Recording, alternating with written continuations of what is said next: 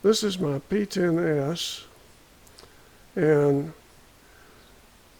I'm going to shoot it at 100 yards today, but I wanted to show you some of the things that I changed on it before I do. There's a Mantis X device out here, and what it does, it tells you how much you move the gun as you pull the trigger. And I'm going to demonstrate that here because I didn't record it.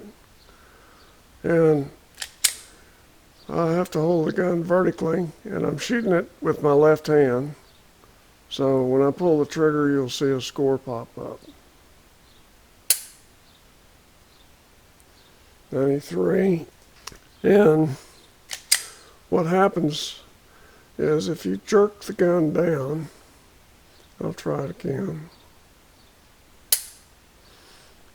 If you jerk the gun, it'll show up as a low score.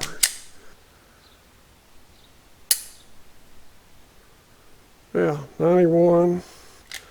Let me try it with my right hand.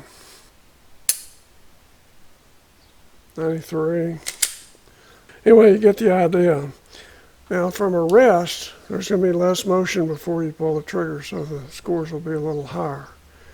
But that's one thing I did. And what you'll hear me do is call out the score with each shot.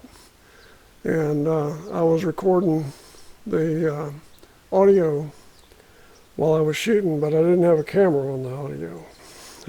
Modified the Cgw again. I added some more Cgw to the front side of the grip in here, and to the finger grasp area here. The other thing I've done is I've put in the Cgw trigger, the disconnector spring. I already had the striker, and I used the Glock striker spring. The only thing I had trouble with today, the trigger pull is really good. I don't know what it measures, but it's smooth, and that's what I need. So I need it to be very smooth, with no abrupt changes in the travel. The only thing I really had trouble with today is I tried to zero the Holison sight. The adjustments I think, have a little more adjustment value. In other words, they're not 1 MOA clicks. First of all, I can't feel the clicks on the vertical adjustment. Vertical adjustment seems to be about 2 MOA per click, or what I think is a click instead of 1. The left-right is also probably a little more than 1 MOA per click.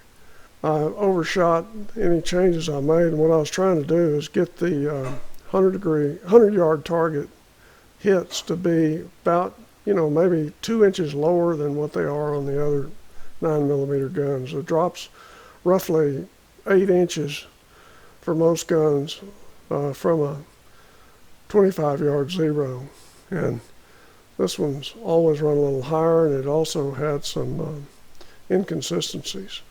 The other thing I did was take up some of the slop in the slide. I used some of this Loctite LB8012. It's a low friction lubricant, but it's pretty sticky.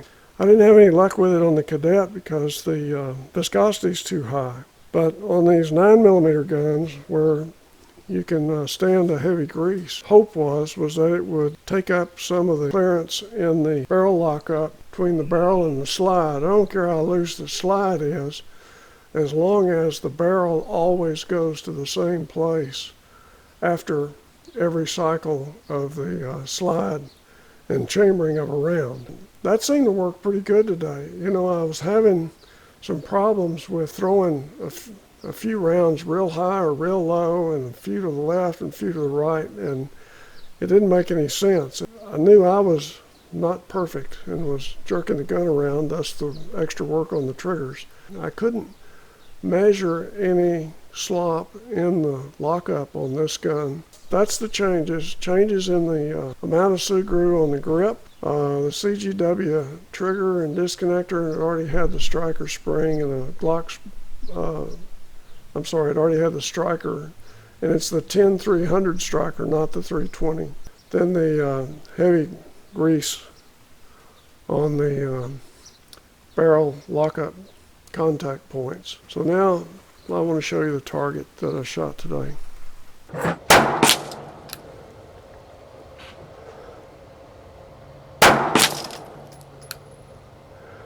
.98.7.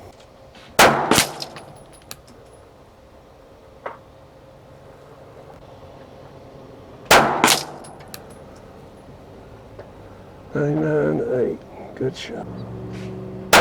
Oops, I held low. 944, and that one should be low.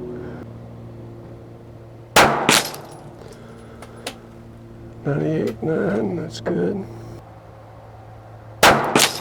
Maybe a little high. .98.6. 98.6. 99.1. 98.5. Okay, that's 10. I think I missed one. Very first.